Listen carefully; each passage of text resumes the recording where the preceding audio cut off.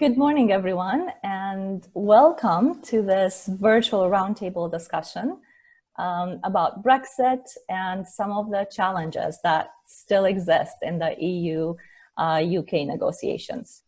I'm going to provide a bit of context. In June 2016, the British people voted in a referendum to leave the European Union. The following year, the British Prime Minister Theresa May formally initiated the withdrawal from the European Union by triggering Article 50 of the Lisbon Treaty. Now that set off a series of very intense negotiations between the UK and the EU, several failed votes on deals in the UK Parliament, a change in the Prime Minister, enter Boris Johnson, and multiple revisions, a couple of deadline extensions as well. The United Kingdom officially left the European Union on 31st of January of this year, in the sense that it is no longer a member of the European institutions. However, we are now in an 11-month transition period in which United Kingdom continues to pay its contributions to the European Union budget and is still part of the single market, with all the provisions that entails, the free movement of people, capital, goods, and services. The negotiations continue, and even though some of the difficult issues have been resolved, a few challenges remain. Over the summer, the focus on both sides will be on a new free trade agreement, which is why today we will focus on trade in general, the fisheries and the farmer issues in particular. That is why I invited to this talk the present speakers, Sir Geoffrey Donaldson, the Democratic Unionist Party Member of Parliament. He has been an MP continuously since May 1997. He currently undertakes the role of Chief Whip, DUP Chief Whip, and Shadow DUP spokesperson. Next, we have Bert-Jan Ruissen. He's member of the European Parliament from the Netherlands, and also member of the committees on fisheries and the Committee on Agriculture and Rural Development in the European Parliament. To offer us the Christian perspective on these difficult talks between neighbors, we have Philip Powell from the Jubilee Center, a research and training organization which is committed to helping Christians connect their faith to public life. Without further delay, let's begin by having you, Sir Geoffrey, tell us what was the role and the position of your party in the Brexit debate. What is your impression now after almost 4 years of negotiations?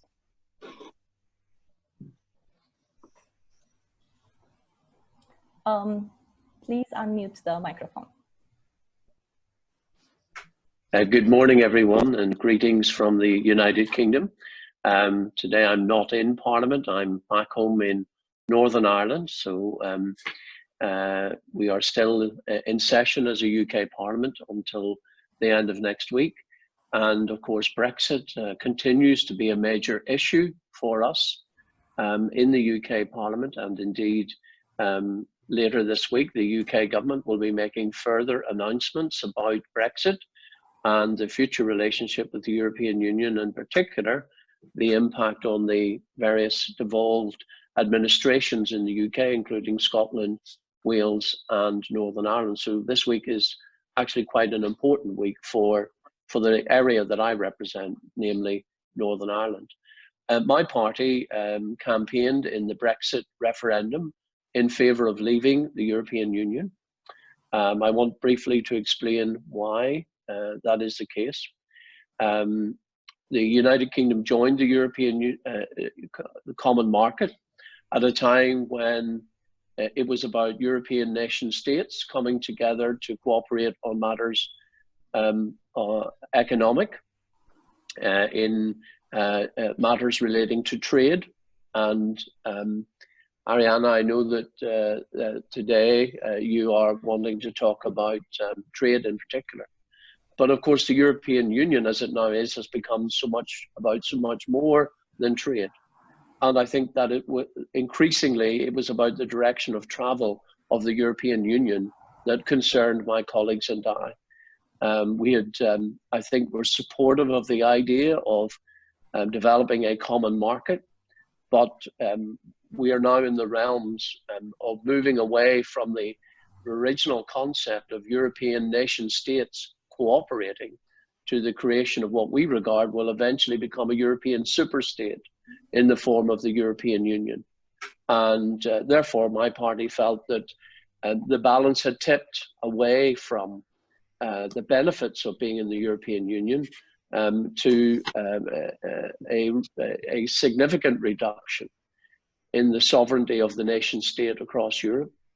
And as a member of parliament for almost 25 years, I've seen a significant change to the point where until we left the European Union, over 50% of the laws that we were enacting in our parliament were derived from the European Union, and we could not change those laws. They were sent to us from Brussels, and we had to rubber stamp those laws. We could not amend them.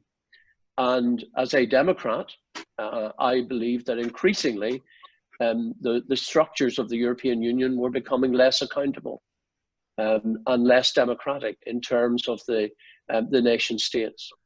And with the result that the concept of the nation state in Europe was being significantly reduced. A further reason related to trade was that the world is changing. And the benefits of being part of a global, of being part of a localized trading bloc were beginning to be outweighed by the benefits of free trade with the rest of the world. Of course, the United Kingdom has a very strong connection with its Commonwealth of Nations.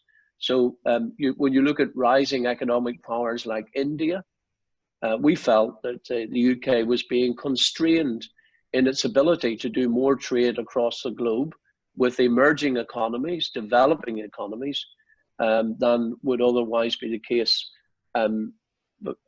if we were outside the European Union. So we felt there were powerful reasons linked to trade why the United Kingdom could do better outside of the European Union. And the final point on that is that, of course, the UK is one of two nations who are net contributors to the European Union. We put in more than we get out. And with increasing pressure on our infrastructure and the need for investment, and the limitations of our membership of the European Union, the restrictions that that brought in terms of regulating how we do business in the UK, and the dominance of Brussels in determining that regulation, again, we felt that the time had come for us to re-examine our position.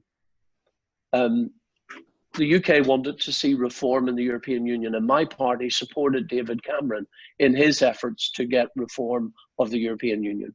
We wanted to stay in on the basis of a reformed EU. But what was offered by the European Union was pitiful. It was wholly inadequate. It was just scratching the surface of where reform is needed. And therefore, we did not believe that the package offered to David Cameron was sufficient. And it was for that reason, and at that moment, we decided we would support the out campaign in the Brexit referendum. I want to make a couple of other points. Obviously, the negotiations for the EU withdrawal agreement were very difficult. I think that it is the case that certainly France and Germany in particular wanted to send a clear message to the other member states of the EU that they shouldn't even think about leaving, because they wanted to make the process of negotiation with Britain, they wanted to punish Britain for its decision to leave, and wanted to send a message to the other EU member states, don't even think about going down the same road. We will make life difficult for you. And of course, whilst the UK is quite powerful within the EU, the changes that were brought about through the various treaties has diminished, for example, the veto powers of member states, and therefore the United Kingdom's ability to stand up for some of the smaller member states, as it had done in the past, including our neighbours in Ireland. The UK had sought to protect the interests of many of the smaller states. But we had reached a point where even our ability to do that was being diminished by the various treaties that had been resolved and entered into at the EU level. So I think that we did reach a tipping point, and the United Kingdom voted by a majority to leave the European Union. As I've said, the negotiations for the withdrawal agreement were difficult. We're now into the negotiations, as you said, Adriana, of negotiating our future relationship.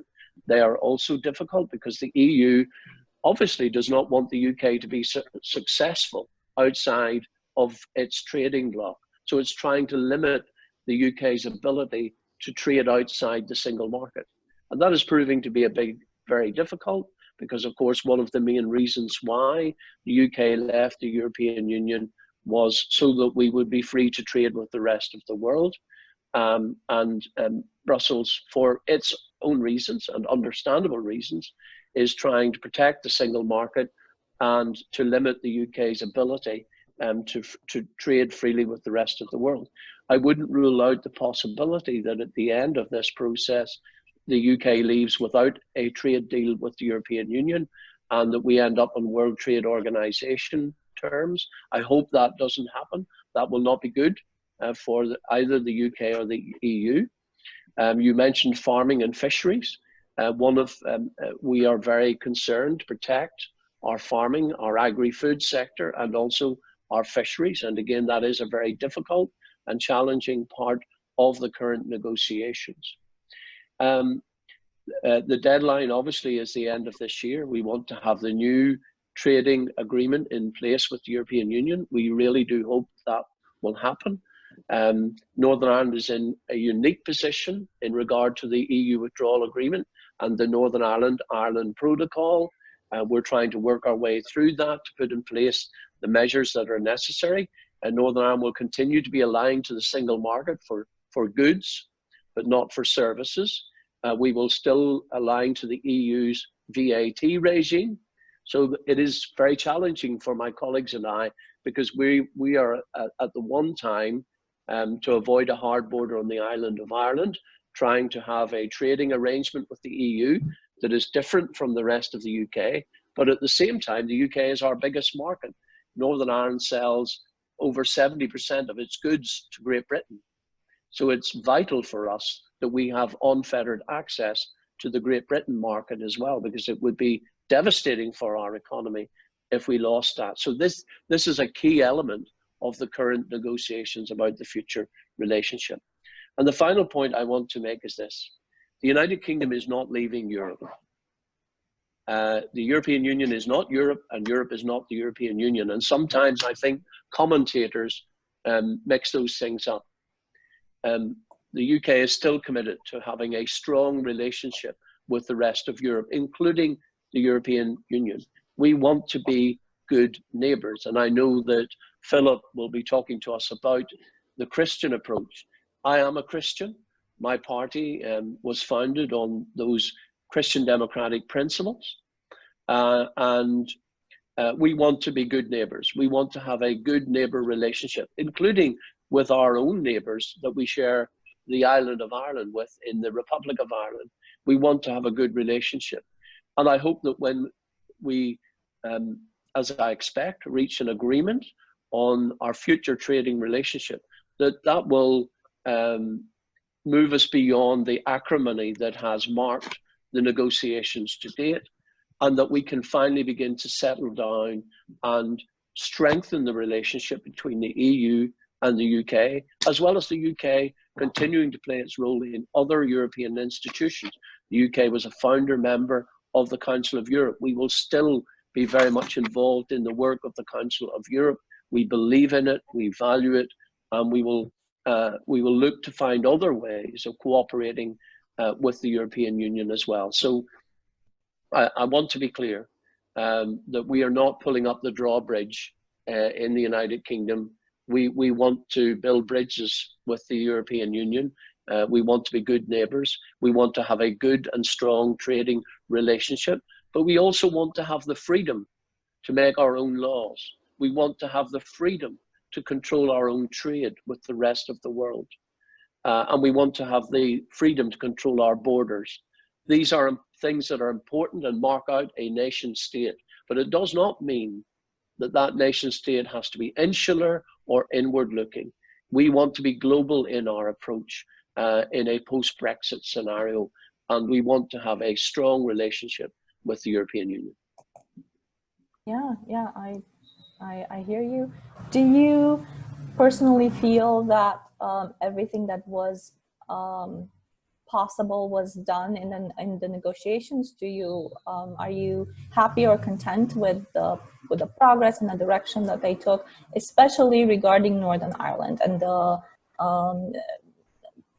special, I would say, status that it now has in regards to goods and trade and stuff? In truth, Adriana, I'm not, because it creates a very big challenge for us now. We are part of the United Kingdom. Most of our trade is with the rest of the United Kingdom. Our agri-food sector, which is our biggest manufacturing and production sector, faces a real challenge now because we will have to have new arrangements in our trade with the rest of the UK.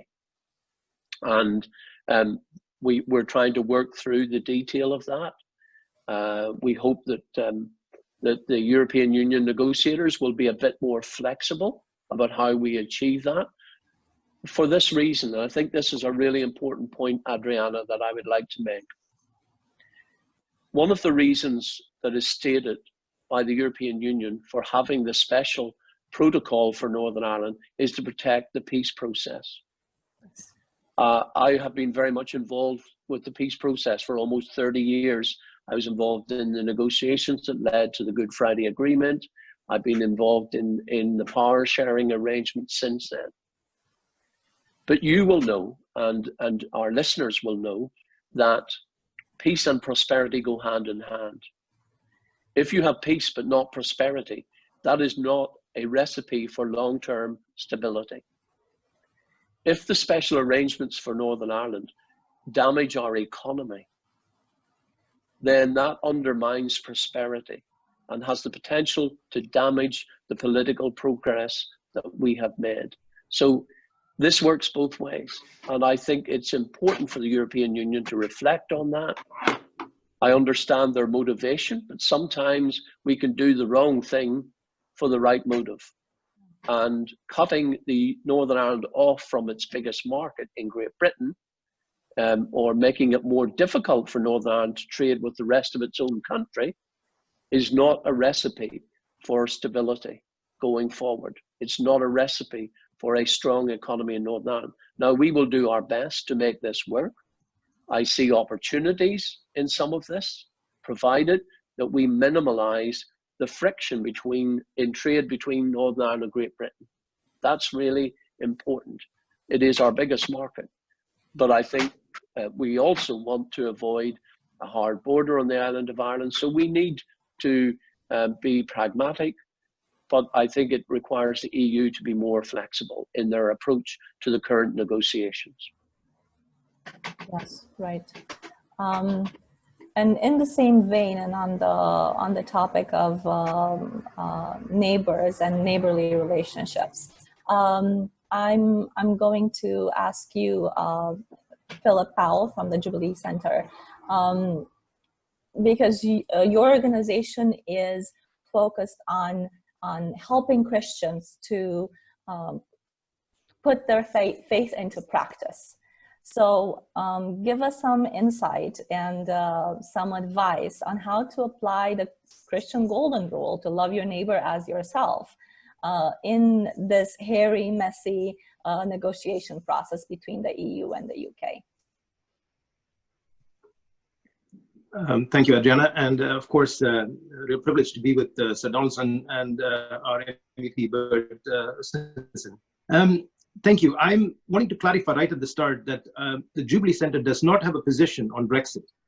There were members in the team that believed that Brexit was right, and Christian thinking led people to take that view. and that there were Christians on the team who felt they were led to believe that it was right for the UK to be a member of the EU and play a stronger part in the future of Europe. So we don't have an official position. Secondly, I do want to say that I'm speaking as Philip Powell, who works at the Jubilee Center. This is not Jubilee Center's views on the matter. But we have developed what is called a Jubilee relational framework to engage how to engage public life and to get Christians to have a vision that our faith is not a private faith. It's not just for our personal life. It is something that contributes to the common good, and that the Jubilee relational framework brings something unique to public life. So that's sort of the framework that I'll be using. I want to unpack a little bit. I'm very tempted to respond to several things I've heard from Sir Donaldson, but I will go ahead and just say my piece first, and then I'd like to have further conversation. So in one sense, I bring greetings from Cambridge, where I'm based. I bring greetings from the United Kingdom, and of course, we are in Europe, even though the UK has officially left the EU. I think the question I'd like to start with my presentation is asking the question, will we get the Brexit we voted for? The Brexit vote happened on a promise that we will get a Brexit, and it looks increasingly that people have to face up to the reality that we might not get the Brexit we voted for. I mean, there was an idea that the trade deal would be very easy. We would be able to get all the benefits of still being, all the benefits of what we would get if we stayed in the EU while not having to contribute or follow the rules. So that was sort of the Brexit we were promised. We'll wait and see. Of course, this week is going to be important with the announcements that come. I heard Michael Gove's speech in Parliament, and I did wonder how much of this sort of sound bites that are being drip fed into the media is actually giving us the full picture of in the substantive sense of what is going on behind the scenes with the negotiation. So I can't really comment on the negotiation because we don't know enough.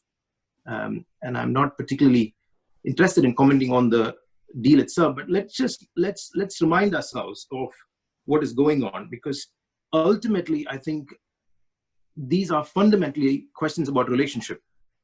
And the Jubilee Center believes that if you get the relationships right, other things fall into place, like trade, national self-interest, defense, but you've got to get the relationship right. And I want to highlight certain key questions about relationship.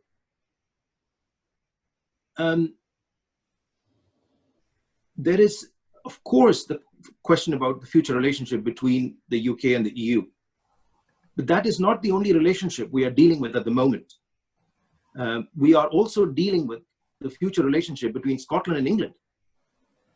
Scotland voted to remain in the EU. Now I know that because they are a part of the United Kingdom, they have to go with the decision made in Westminster, but not a single council in Scotland voted to leave. Northern Ireland, of course, voted to remain as well. So there's a question of the relationships that are there between the nations of the United Kingdom. And what can Christians do to make sure that no matter what deal we end up with, those relationships are protected? Because for the future, for our national interests as the United Kingdom, those relationships matter hugely. And so we can't just say, stuff the Scots, we voted to leave, we have to leave. The other relationship that matters hugely, and this is where churches have a significant role to play, is the relationship between actual people who voted leave and remain. For us in the United Kingdom, this divides families. This divides neighbors in streets. Church members couldn't talk to each other because of these divisions between remainers and leavers. I have in fact, my best man was a leaver. And the day after the vote, he came down to Cambridge to spend a whole day with me because he knew how upset I was, because I believe that the UK should remain in the EU and play a constructive role to counterbalance the German and the French influence in the EU. That was my vision for what I thought, all three great powers of Europe had to be involved in this project and not one pulling out for the interest of the smaller nations, because now my feeling is smaller countries in the EU have to choose either going with the Germans or the French, whereas before the UK could actually be a counterbalance within the politics of the EU. And so my friend came and saw me And we committed to being friends. You know, after the vote, the Brexit vote, I was his best man and he was my best man. And so there is a great need to cultivate in civil society relationship between people who voted leave and vote remain. And if we fail there, no matter what deal we end up with, that is not in our long-term interest if the relationships are not healed. The other relationship that we need to think about in the UK is the North-South divide, and particularly the divide between those who have made it in this sort of post-industrial, technologically defined world and the people that feel left behind.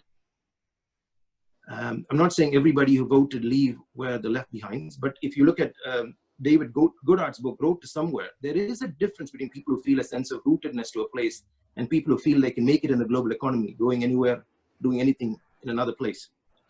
But I'd just like to quickly also mention the issues that the EU is facing in terms of relational challenges. There is, within the EU, divisions between Western countries and Eastern nations in the EU, between the Northern nations and the Southern nations, between an aging population and the younger generation that think very differently. But there's also the challenge in Europe of the relationship between, I don't know how else to put this, but you know, sort of the white Europeans and the new immigrants that are coming in. And populism in many ways is a reaction to people feeling this doesn't feel like our country anymore. So these are the kind of relational issues we need to think about, because trade deal, of course, you know, the economy, I mean, as Sir Donaldson said, you know, you need peace and prosperity. Of course, you need trade to work, and trade benefits communities. But if you in the long term destroy your social capital, your economy will suffer. And if anything austerity has shown is that you can't leave communities lag behind and then expect them to work for the national interest. So let me give 4 constructive points that I think go beyond just thinking about the deal, because at the moment it's all about this deal. And in some ways, I just feel like a lot is being said, and we need to go beyond these sort of slogans that are being put out and look at substantive issue. And from a civil society perspective, I'd like to say 4 things. We need a commitment to long-term relationships, something that says, you know, good relationships endure and have depth. So we need this sense of commitment to the long term between, of course, Northern Ireland and the Republic, but also the relationship between Scotland and England. What is your future vision for these relationships? Long-term vision. The second thing I'd like to mention as we think about global Britain in a post-Brexit age is the question of truth speaking and truth hearing. You know, we must be willing to hear the truth from the other side that we oppose. They have truth as well. I do not like the view that some Remainers have that makes it seem like Leavers didn't know what they were doing. You know, we have to listen to what the other side is saying. There is truth that the other side is also trying to affirm and uphold. The third thing I want to mention from just the Jubilee relational framework is the need for renewing local democracy. There is a big disconnect between what is going on in the politics of the local and the national and the regional. And in some ways, the EU has to face up to this. I don't want to go into the details of it, but I think unless there is a renewal of local democracy, there is going to be fundamental problems, because you can't govern when there is a lack of solidarity between people who have and people who do not have. And if everything in the UK is about the financial elite in London, in the city of London, and their interest, and not about places like outside Manchester, then we cannot long-term say we have real democracy. And the last thing I would say, of course, is that, yeah, the UK has a unique story in global affairs. You know, I come from India. I know the relationship India has with the UK because of history. So Britain does have a unique common story that includes the nations of Scotland, Wales, and Northern Ireland. But we have to also realize that that story has to be, is being written. And the question is, how can we make sure that this story doesn't become one where we on one hand either lose what is unique and distinct about us, or on the other hand, you know, we end up with this sort of, you know, we want to go back to some past that's not possible. You know, how does Britain's story relate to Europe's story. And of course, in this day and age, and with globalization, what is our global story? You know, what are the ideals that are going to define who we are? And unless we think about this in the 4 points that I highlighted, I think the deal will not be sustainable, because the other problems that we have are not going to go away. So the challenge is to get the relationships right, so that we can, on the basis of that, deal with these other things. I'll stop with that, Adriana. Thank you for your insight. It's exactly the point that I agree. This discussion, and I think all of you and most of the politicians that are actually working either in the EP or in the local governments are making, that it is about people in the end. People's livelihoods, people's lives are affected by all these changes, by the negotiations, family relationships.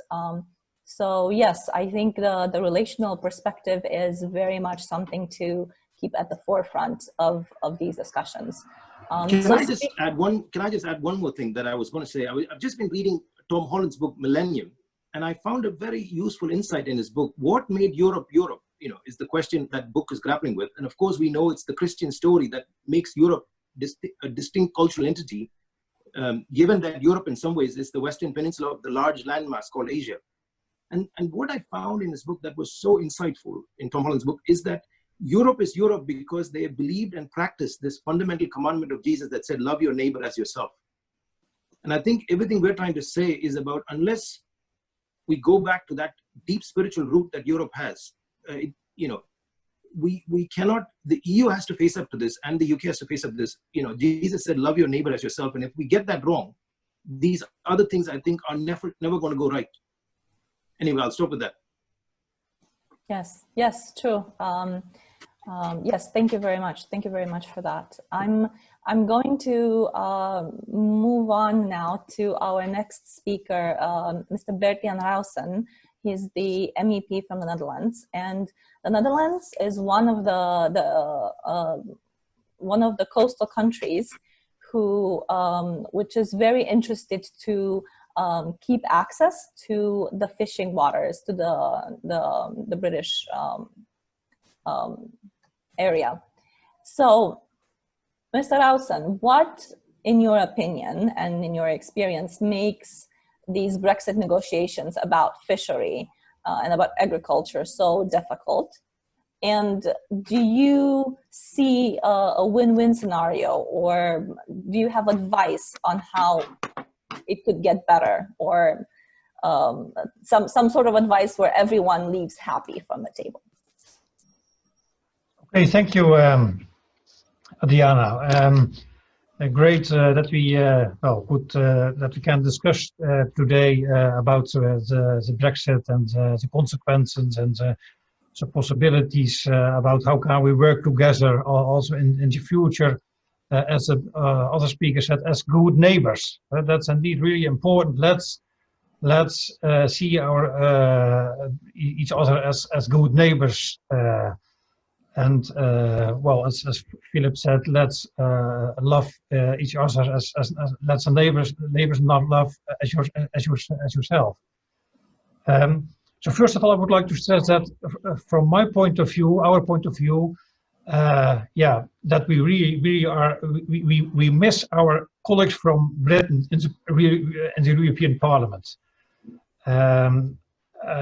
We had really good cooperation with the British people also in the European Parliament, and we had, I think, on a lot of issues, we had the same view.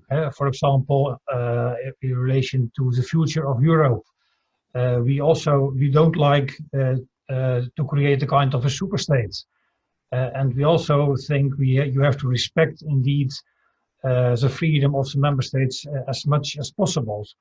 And we also think that well, the level of the EU budget shall not increase very much. So, speaking from that point of view, we are really missing our friends from Britain. But on the other hand, we have to respect the people of Britain, and we have to respect the outcome of the referendum, and to respect the outcome of the decision. And this is now indeed the new reality. Given that reality, let's work together as much as possible. And I think it's for both sides indeed really important to work on a good deal, a deal which is good for both sides. Speaking about fisheries, you raised a question about well, what's the consequences for the fishery policy? Why is it so difficult to reach a kind of an agreement about the management of the fish stock? Well, I think we have to realize that we have a long history of a common. We had common rules concerning sustainable management of the fish stock, and I think you can say that well for the fish. We are talking about just one sea. The North Sea is the homeland of the fish. And for the fish, yeah, they are crossing the borders every day, I think, without the passport, without the permission. So just to underline that we are talking about one sea. And that means, in my view, that also in the future, it's really important to have a kind of a common shared policy, supported by Britain and supported by the European Union. So the question is, why is it now so complicated? Well, in my view, I think it's not that complicated. In my view, the negotiators are making it unnecessarily complicated. And I think it all starts with the awareness from both sides that it is in our both interests to find a solution and to work together also in the field of the fishery policy. I think we have to realize that in the past we granted access for the fishermen to each other waters. So the Dutch fisheries had access to the British waters, and also the fisheries fishermen from Britain had access to our waters.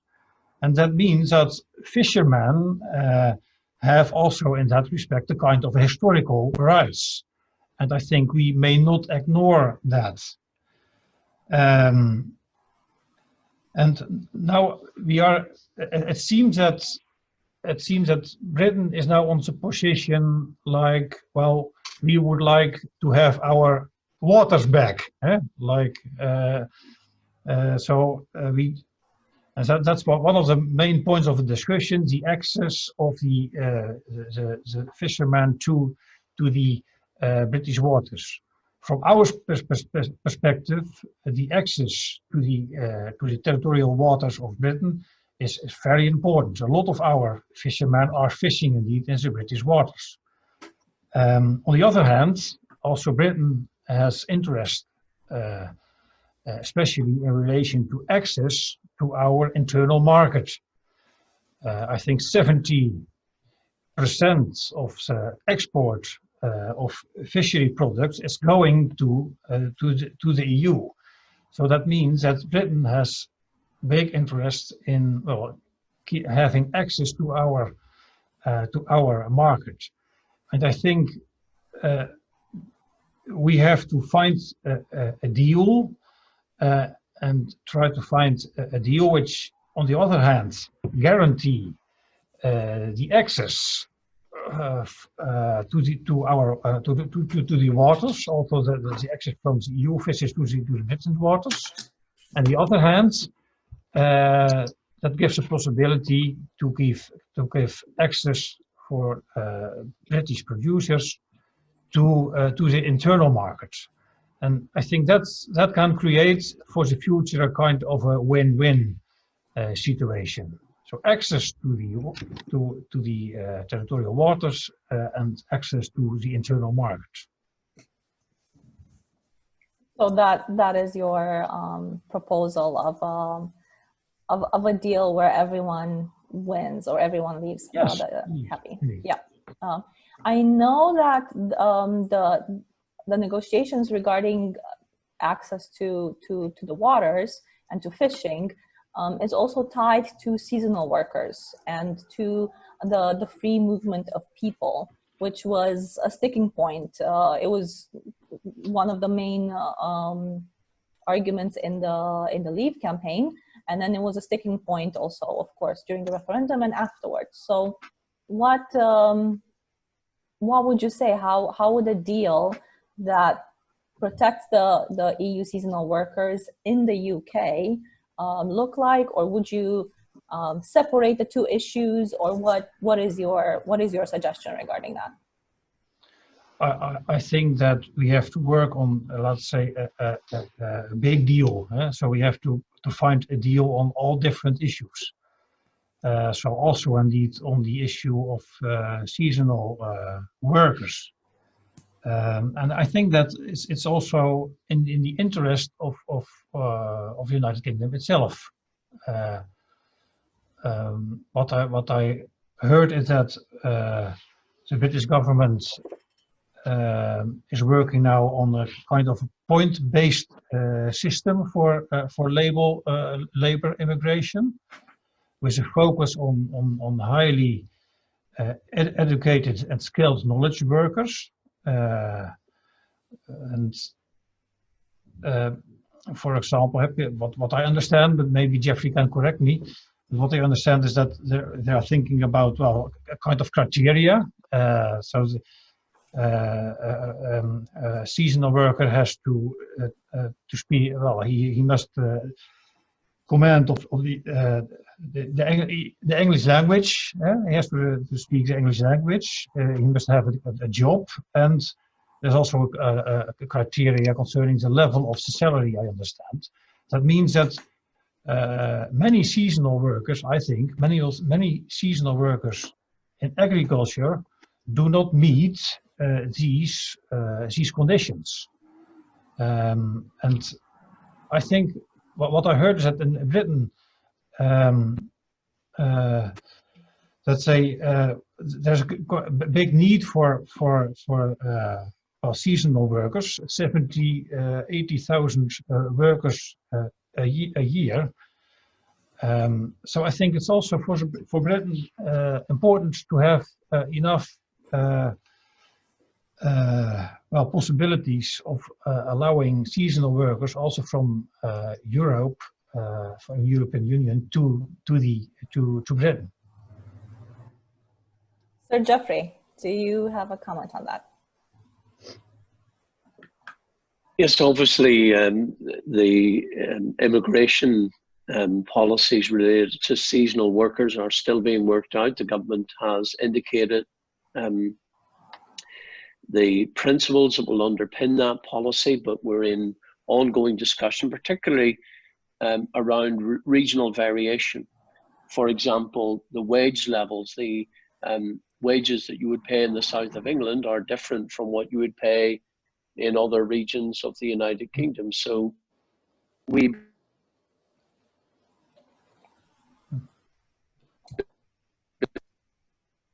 believe there should be regional variations that enable the more flexibility.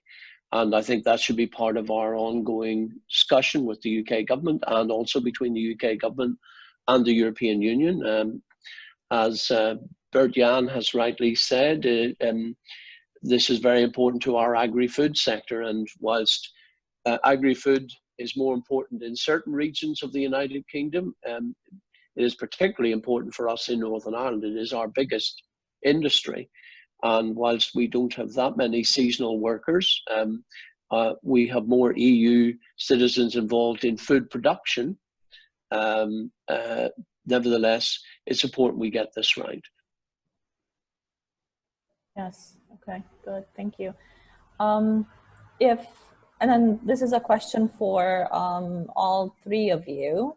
I think it is maybe just because the details of these negotiations and a deal are not really that certain, and it's still a work in progress. For just a few minutes, I would like us to maybe imagine a worst case scenario, and if there is no agreement and no deal by the end of this year, how will this affect the people that we were talking about today, the fishermen, the seasonal workers, the farmers in UK and in the EU, in the Netherlands, and so on. Yeah, just please go ahead. Well, I think obviously we want to avoid a no deal if possible. It's not good for either the European Union or the UK. The European Union sells far more goods to the UK than the UK sells to the European Union. So a no deal outcome is not good for the EU either. Therefore, I don't think we're going to be in that scenario. I think there is a compelling need on both sides to get a deal. If there were to be a no deal, we're on to World Trade Organization rules. And that will have varying effects depending on what part of the UK and what type of industry you're looking at. So there isn't a one-size-fits-all answer to your question. I think that it will have some impact on agri-food, but again, it depends. I mean, you can have World Trade Organization rules, but zero tariffs agreed between trading blocs. So it's not just a question of what if there is a no deal, it's them do. And we obviously have to consider what that will look like. But I'm confident, I'm hopeful that we're not going to be in a no deal scenario, that in the end agreement will be reached between the EU and the UK on the future trading relationship. I think there's too much at stake on both sides for that not to happen. Yes, yes indeed. Mr. Ruissen. Oh yes, well, I think indeed we have to do everything what we can to avoid indeed a no deal scenario, because that will have negative consequences for both sides. We are indeed neighbors. The British market is really important for us, for our export, for agri-food products, for fishery products. But also for Britain, the internal market is also really important. So in the case we have a no deal, yeah, again, then we have a new tariff barriers, a lot of problems with the trade, a lot of jobs will become in problems and danger.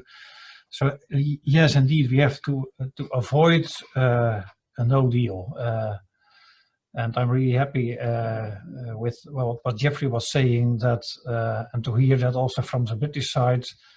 Our approach is we are neighbors. We are not leaving Europe, and let's take the current reality as a reality, but let's at least find an agreement, a free trade agreement, and let's also find an agreement on the fishery policy. Yes. Okay. Well, thank you for that, Philip Powell. Yes, I'm also happy to hear that what our politician friends are saying is that there will be a deal. We want a deal. We should make sure that there is a deal. I think the government needs to, I mean, of course, because negotiations are going on and positions are often being negotiated behind the scenes, and there's things that are said in public about red lines, but behind scenes there are negotiations going on. I am concerned, though, I must say, from a civil society perspective, of those people who talk about, yeah, if we don't get a deal, then we'll do trade on World Trade Organization terms. I understand the line of argument, but I think it's irresponsible if, I think it's better to take the line that we are working as hard as possible to get a deal and we want a deal. Because I hear some friends who say, we should actually leave on no deal, because sometimes I think what happens is there is a view that the EU is trying to punish us for leaving, and Sir Donaldson referred to that. But the problem with that view is then that makes it think like any deal that looks like we have made some compromises to make the deal happen, is going to look like we have accepted the punishment the EU has given us. And I just don't think that kind of rhetoric helps you with negotiating a deal. I think I would want to say there are benefits to staying and there are benefits to leaving. The people have voted to leave. We must leave. We are going to leave. And the best outcome of the Brexit referendum is leaving with a deal. And I think we should, because leaving without a deal, like for a city like Cambridge, where our university, our industry, the whole life of this city is so deeply intertwined to what is going on in Europe. You hardly go anywhere without meeting somebody from the EU living here. The city voted to remain. So I know what impact no deal will have on the city. So I don't want that for Cambridge. So the idea that we are going to be punished and therefore we're going to prove something by leaving on no deal terms would be committing self-harm, no matter how you try to sell it. But Paul, I don't think with respect that is what people are saying. I think you're taking the comments of a very small number of people and trying to translate them into a bigger picture approach. That's not the case. I don't hear that argument put forward in Northern Ireland. You don't hear that? No, I don't hear that at all. And look, I mentioned earlier in my comments there was acrimony during the negotiations. That's on both sides, Paul, with respect. You can't ignore some of the things that EU leaders have said about, and they've used the word punishing the UK. Those terms have been used. One senior EU negotiator talked about Northern Ireland being the price that the UK would have to pay for taking a democratic decision. So with respect, Paul, you can't look at this down one end of the telescope. There has been acrimony on both sides, unfortunately. What I am saying is we want to move beyond that to a new relationship where we move away from that acrimony, that it is about neighbourly relations. Can I also say, in response to some of the things you said earlier, the Scottish referendum on independence took place before the Brexit vote. So the idea that the debate in Scotland is the result of Brexit is not true. Scottish independence has been a debate for many years while we were in the European Union. And we have to deal with that going forward, but it's not the product of Brexit. Brexit changes the context and we have to adapt to that change. You also talked about the economic disparities in the UK, but those disparities developed while we were in the EU, not since. The South has advanced, the power and economic prowess of the City of London advanced while we were in the EU. And I would point out to you, Paul, that in Northern Ireland, if it wasn't for the subsidy we receive from the people who live in the south of England, we wouldn't survive economically. So I disagree with your premise that somehow there is this big divide. The South funds the rest of the UK. Let's be clear about that. The south of England subsidises Scotland, Northern Ireland and Wales considerably. If you look at the UK budget and the amount of subsidy that London pays to Edinburgh, Belfast and Cardiff. So I think it is easy to pick one element of a debate and say these are problems, but you have to look at the other side of the debate as well, Paul. And that is that the UK, for me, works precisely because the UK shares out its wealth across all parts of the nation. Now, we need to invest in those parts that are not doing as well.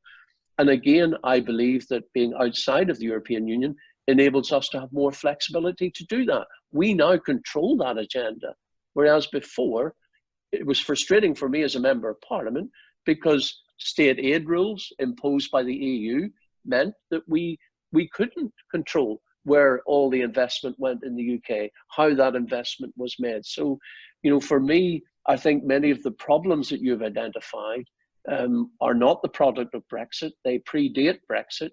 But you're right, we do need to address them, absolutely.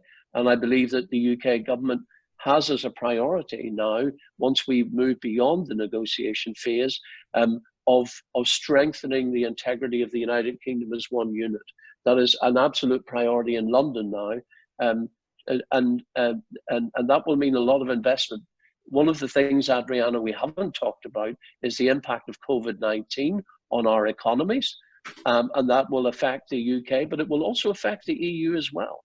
And I think that is going to be a very powerful influence on our future relationship.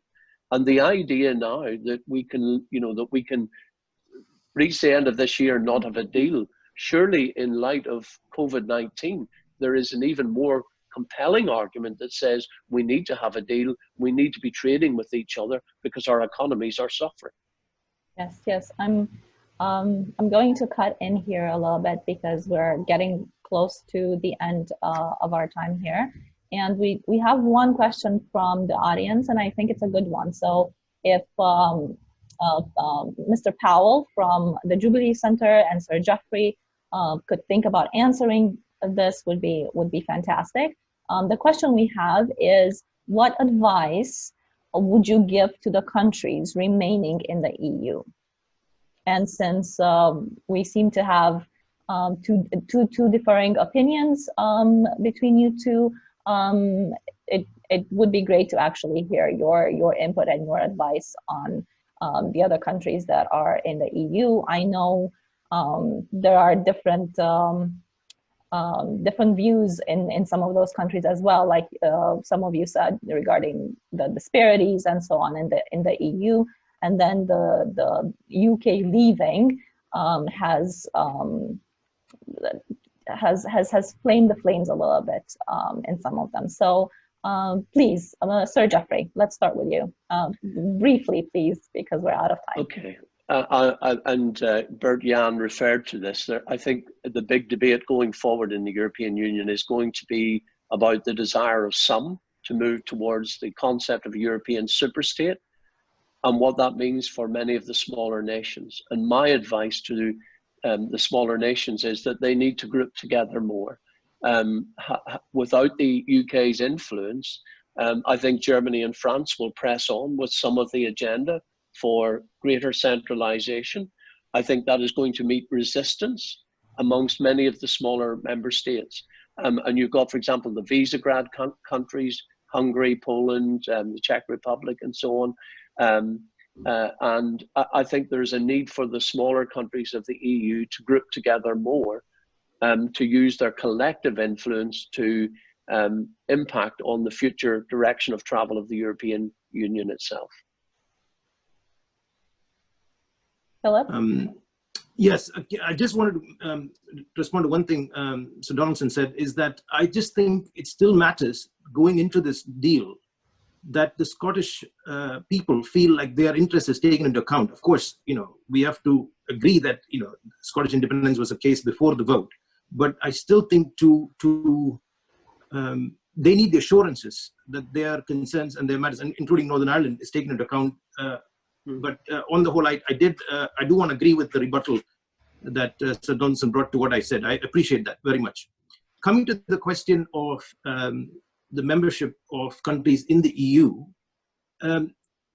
it would be a great, it would be in the EU, it would go against EU self-interest to centralize in a way that would undermine national differences, local and regional differences. So I agree that there is an inertia, or what Sir Donaldson said about direction of travel. But given the lessons, I think if the EU can learn from Brexit, it would be to protect the process from becoming a superstate. I mean, I know that word is thrown around. I don't think the EU is a superstate. I don't think Germany and France want to create it into a superstate.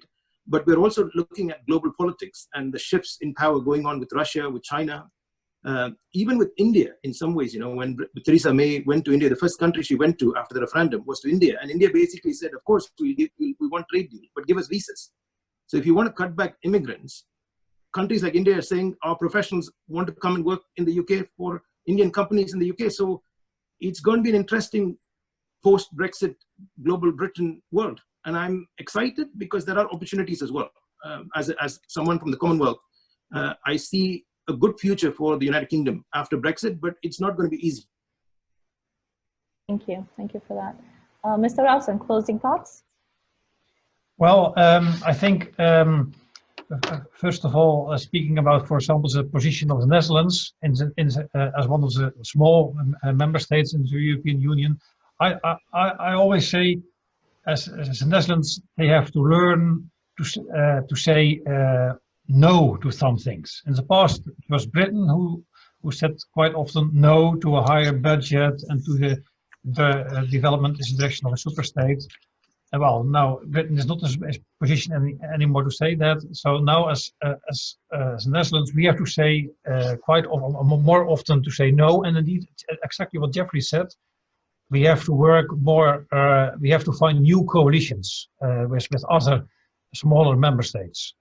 And that's indeed for me a great lesson from the Brexit. And well, about the negotiations, to be honest, I have still some concerns, especially about the lack of progress. And it's really sad that, well, Britain said, well, the really deadline is the end of the year, and we do not like to prolong the period. That gives a great pressure on the process. So I have concerns about the lack of progress, but indeed I really hope that we can avoid together a no-deal scenario, and that we can find in the end of this year a deal which is good for Britain, which is good for Europe, and that we can say at the end of the year, yes, we are still good friends and good neighbors, and we are working together in the new Europe construction. Yes, thank you for that. So to wrap up, what I'm hearing is that actually regardless of where we come from and what country we are citizens of, we are neighbors, we are friends, and we will continue to actually work on those relationships and improve the hand that we've been dealt. I wish you all a lot of success in your efforts to work on a deal that is not only advantageous, but is actually peaceful, like you, Sir Jeffrey, was saying, that is protecting the peace and the prosperity of both UK, everyone in the UK, the Irish, the Scots, the Welsh, the Brits, and also on the EU side. Truly, I think our wish as Christians and as people who are involved in these talks, even though indirectly sometimes, is to actually see people being served, being protected, and to feel that they are prioritized in our efforts. So thank you very much for your time. Thank you. And I wish you success in all that. Thank you. Thank you, Bert-Jan. Thank you, Jeffrey. Thank you. All the best. Bye. Bye.